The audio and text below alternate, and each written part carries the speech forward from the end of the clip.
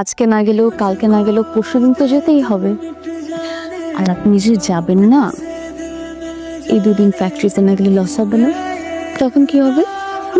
যেরকম তেল খরচ হয় 15-20 টাকা। এরকম বসা আর বাইকে চড়াচড়ির মধ্যে আপনি হাঁটবেন কখন?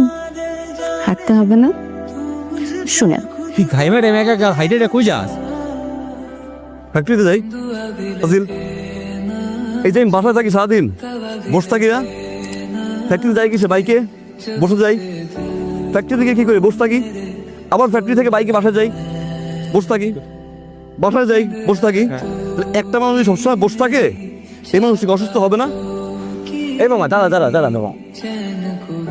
নিশান, তুই আমার বন্ধু, তুই এলাকার মধ্যে প্রথম বাইকটা কিনছস, তারপরে তোর দেখা থেকে আমি কিনছি, তারপর আস্তে আস্তে এলাকার সবাই কিনলো।